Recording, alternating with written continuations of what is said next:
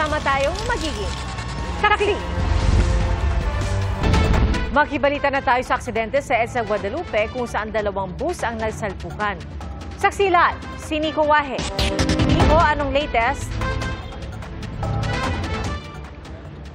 Pia, 31 nga sugatan matapos masangkot sa aksidente ang dalawang bus dito sa EDSA Busway, dito sa may Guadalupe sa Makati City. Itong bus na nasa aking likuran, ito yung dalawang bus na nasangkot dito sa aksidente. Batay sa inisyal na impormasyon mula sa MMDA at sa Makati Police, ay sumalpok sa likod ng bus ang isa pang bus. Ayon sa konduktor nitong bus na nasa unahan na ngayon ay tinotow na ng MMDA, huminto raw sila dahil may motorsiklong daraan galing sa loob o yung sa Center Island sa ilalim ng MRT3. Nakapila rin daw sila noon para magsakay ng pasahero nang bigla silang salpukin ng bus mula sa likod. 8 ang sugatan sa bus na nasa unahan habang 23 naman ang sugatan sa bus na sumalpok. Sa kwento rin daw ng driver ay nawalan din ito ng preno. Agad namang nakaresponde sa lugar ang mga otoridad at mga ambulansya para magbigay ng paunang lunas. Ang iba naman sa mga sugatan ay dinala na rin sa ospital. Nagdulot din ng matinding traffic dito sa area. Itong aksidente dyan sa may EDSA Orense. Nagsimulang bumigat ang daloy ng trapiko at para sa mga pa-northbound ng mga motorista. Ang ilang bus naman na hindi na makadaan sa busway ay umatras na at lumabas na ng EDSA para lang makausad. Yan muna ang latest live mula rito sa Guadalupe sa Makati City. Para sa GMA Integrated News, ako si Nico Wahe, ang inyong saksi. Nico, linawin ko lang, paano naman yung mga hindi pa nakakasakay ng mga bus, yung mga kababayan natin na ngayon pa lamang pauwi? Sabi mo, nasa labas na ng carousel yung daanan ng mga bus, pero saan pa rin sila sasakay? Doon din ba sila mag-aabang sa gitna na ng EDSA? Pia, yung mga pa-northbound, yung mga, sabi nga natin, yung mga bus kanina ay pumunta na rito sa EDSA. Hindi naman naharangan yung abangan ng mga pasahero dito sa may unahan ng aksidente. Kaya yung mga bus na galing dun sa likod ay umu-overtake na at humihinto dun sa tapat nitong Guadalupe Station dito sa Makati. Alright, maraming salamat sa iyo, Nico Wahe. Iba't ibang insidente ng away kalsada ang nambulabog sa boundary ng Taguig at Makati, gayon din po sa Davao City at Cebu City. May nagsuntukang taxi driver at food delivery rider at ang isang jeep binangga ang scooter na nakaalitan niya. Saksi, si Emil Sumangil, exclusive. Hapon ng Sabado, maulan sa bahaging ito ng JP Rizal sa boundary ng Taguig at Makati nang biglang binangga ng isang jeep ang dilaw na scooter pati ang rider nito. Kinumpronta ng rider ang driver ng jeep pero ilang sandali pa, mabilis na umalis ang nakabangga. Shock po talaga ako eh. Natakot po ako kasi jeep po yung aararo sa akin eh. Natamaan nga po itong kanang binti ko. Masakit ba rin? Ayon sa rider, bago ang insidente, sinita niya ang jeepney driver. Kahit daw kasi naka-green light na, pumako ito sa may kanto ng intersection at doon nag-abang ng pasahero. Sabi sa akin ng driver huwag kang mangialam at nagtatrabaho lang ako. Pagkatapos nun, bumaba siya at hinamon niya pa ako na ipagsuntukan. Sumuko na ang jeepney driver na sinampahan ng reklamong attempted homicide at malicious mischief. Tumanggi siyang magbigay ng pakayag pero ayon sa mga magulang ng rider, humingi na siya ng tawad. Pagpapasalamat ako sa Diyos, ganun lang ang nangyari sa anak ko. Kung meron man lang sanang enforcer na nakatambay doon, siguro doon sa sagutan pa lang nila, may nakapigil na o nakaawat na. Nanawagan ako sana magkaroon tayo 24/7 ng bantay doon. Sinisikap din naming makuha ang panig ng Taguig LGU. Dalawa naman ang sugatan matapos umantong sa disgrasya ang pagtatalo ng isang jeepney driver at taxi driver na nagkagilian sa kalsada sa Davao City. Batay sa investigasyon ng mga pulis, sugatan ng isang pasahero na nahulog sa kalsada noong umabante ang jeep. Gayun din ang taxi driver na sumabit sa pintuan sa driver's side. Hindi na sila nagsampa ng reklamo matapos pumayag ang driver ng jeep. Nabayaran ang gastos nila sa ospital. Sinusubukan ng GMA Regional TV na makuha ang kanilang pakayag. Tila naging boxing ring naman ang kalsada sa Cebu City dahil sa suntukan ng isang food delivery rider at taxi driver. Hindi pa alam ang ugat ng away, dumating naman ang dalawang lalaki para umawat. Iniutos na ng LTO-7 na hanapin ang dalawang motorista para ma-issue ng show cause order. Para sa GMA Integrated News, ako si Emil Sumangil, ang inyong saksi. 8 arestado sa magkakahiwalay na operasyon kontra droga sa lalawigan ng Rizal. At sa isa sa mga operasyon, bistadong nakatago ang droga sa lalagyan ng candy. Saksi, si EJ Gomez. Go. Positive.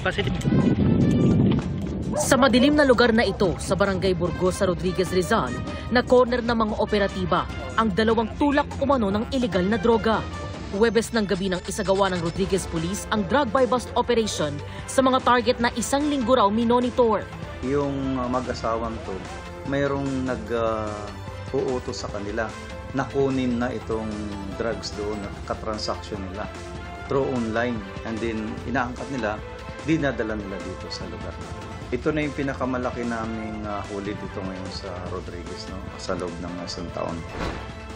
Nasa 150 grams o abot sa higit 1 milyong pisong halaga ng hinihinalang shabu ang nakumpiska ng pulisya. Itinanggi ng mga suspect na magkasosyo sila sa illegal drug trading. Hindi po totoo na sa akin yung droga. Bigla na lang ako hinuli. Bumili lang ako ng soft drinks sa may labas ng tindahan. Hindi ko talaga ako sangkot sa illegal na droga ng gabi na yon.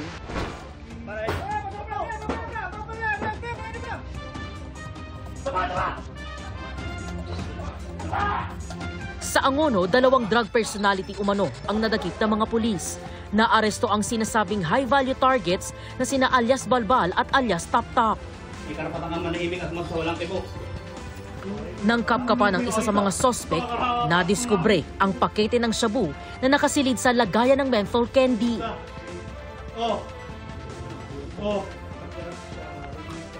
Ang 12 pakete ng hinihinalang shabu, tumitimbang daw ng 50 gramo at may standard drug price na 340,000 pesos. Nakumpiska rin ang isang baril at 10 bala nito. Tumangging magbigay ng pahayag ang mga sospek na nakapiit sa custodial facility ng Angono Municipal Police Station. Kakasuhan natin sila ng illegal possession of firearms and ammunition at saka po yung sa illegal na droga. No? Sa paglabag po sa Comprehensive Dangerous Drugs Act of 2002. 3 sangkot umano sa kalagalan ng droga ang naaresto sa Taytay, Rizal. Aabot sa 340,000 pesos ang halaga ng nasabat na hinihinalang shabu. Itananggi ng mga sospek ang pagbebenta ng mga illegal na droga. Hindi rin daw sila magkakilala. Gumagamit lang po ako, sir, pero di ako gumamit. Hindi po kami nagbibenta ng droga, sir. Kapadaan lang po ako nung araw po na yun. Pinarang nila ako. 47 anyos naman na sospek ang nahuli sa Barangay San Jose, Antipolo City. Na-recover mula sa sospek ang 7 pakete ng hinihinalang shabu na nagkakahalaga raw ng 221,000 pesos. Hindi po totoo yan, ma'am. Tinuro lang po ako nila. Para sa GMA Integrated News, EJ Gomez, ang inyong saksi. Tinagal sa pwesto ang 3 personnel ng Office for Transportation Security. Ito po ay habang iniimbestigahan ng insidente sa NAIA na may nakitang bala umano sa bag ng isang pasahero. Saksi, si Joseph Moro. Tong 2015, pumutok ang mga ulat ng tanimbala o laglagbala modus na ng biktima umano sa parehong Pinoy at mga dayuhang pasahero. Reklamo nila tinamnan ng bala ang kanilang bagahe at kinikilan umano sila ng mga tauhan ng airport. Sa isang kaso, muntik mawala ng trabaho ang isang OFW nang di siya makabalik agad sa kanyang employer abroad. Bumuo ng interagency team ang gobyerno para mapangalagaan ang mga OFW laban sa modus. Noong 2016, lumabas sa isang survey ang NAIA bilang 5th worst in Asia. At isa raw sa naging dahilan ng mga sumagot sa survey ay ang takot na baka mabiktima sila ng tanimbala. Sa pagdaan ng mga taon, tiniyak ng gobyerno na wala na ang modus. Pero nung nakaraang taon lamang, lumitaw ulit ang isang pasahero nagsabing nakitaan ng kanyang bag ng isang bala na hindi naman daw kanya. At ngayon, dahil sa nangyari sa 69 anyos na si Ruth Adele at kanyang pamilya noong March 6 sa NAIA. Bala? Saan dito bala? Napapatanong ng ilang netizen, nagbabalik ba ang tanimbala? May nakita umanong bala sa bag ni Adele kaya pinuntahan siya ng mga taga-Office for Transportation Security kahit nasa boarding area na sila ng eroplano. Wala naman. Rosary. Rosary. O baka ito. Pang-ano ko sa ino. Taliwas sa akusasyon, walang nakitang bala, basyo o anting-anting sa bag ni Adele. Wala ako dun sa nangyari, ma'am. So hindi nga po kami, yan lang po. Yes or no? Empty shell? Kasi anting-anting, yun yung una ninyong sinabi. Sabi nyo ba, basyo? Ngayong chinek, ano na? Pero gusto pa sana raw silang dalhin sa opisina ng OTS para scan ulit ang bag. Sa puntong ito, nakalampas na raw sila sa x-ray machine at hindi umano sigurado ang mga sumita kung anong bag nila ang may laman umanong bala. Ang dadala. Nag-iisa ko, ma'am, doon sa meron silang nakaipit na bala, ilagay nila doon sa bag ko. Sa kanyang post tungkol sa insidente, binanggit din ni Adele na tila nangingiti pa ang mga taga-OTS. Tumatawa pa po siya noon. Akala ko nga po namin talaga nagpa-prank siya kasi hindi po yung the way na dinideliver niya yung message, parang wala pong professionalism, bastos. Nakasakay naman sila sa eroplano pero gusto nilang kasuhan ng 3 sangkot na OTS personnel. Sinibak sa pwesto at inilagay sa floating status ng 3 habang iniimbestigahan ng DOTR ang insidente. We are sending a message loud and clear to everyone in government that we will not tolerate this sort of behavior against our citizens. Ang OTS naman, aminadong may mali na isinagawa ang inireklamong inspeksyon lampas na sa x-ray counter. May pagkukulang rin po talaga ang ating mga tao. Dahil hinabol pa po nila doon sa boarding gate. Once you are screened and cleared by the screener, you're done. Pinarerepaso ng DOTR ang protocol. May paalaala ang Department of Transportation sa mga empleyado ng gobyerno na nasa airport, lalo't nagsisilbi sila sa publiko. Bawal ngumisi. Tatanggalin ko yung smirk o yung ngisi sa mga mukha ng mga unprofessional, abusive at mga aruganteng kawani ng OTS. Hindi po kailangan bastusin o iharas ang ating mga pasahero. Magkaka-hotline din ng airport para maireklamo ang mga irregularidad. Sabi naman ng bagong kumpanya nagpapatakbo sa NAIA, OTS pa rin na mag-iimbestiga dahil sila ang responsable sa security screening kabilang ng x-ray baggage inspection. Nakipag-ugnayan na raw sila sa OTS at na-review na ang CCTV footage ng insidente. Ayon kay Atty. Gabby Concepcion, ang pag-check sa mga gamit sa airport ay isang security measure para sa proteksyon ng tao na kailangang sundin. Pero kailangang reasonable o makatwiran. Pero dapat ito ay hindi gawin sa paraan na magre-resulta sa perwisyo ng ibang tao o ng pasahero at baka kayo, yung gumagawa ng mga search na ganito, baka kayo ang susunod na ma-file ng kaso.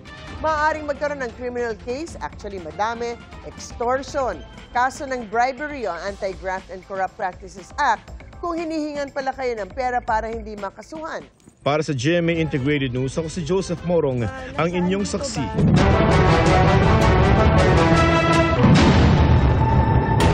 Bago sa saksi, patuloy na kumakalat ang sunog sa isang bundok sa bayan ng San Antonio sa Zambales ngayong gabi.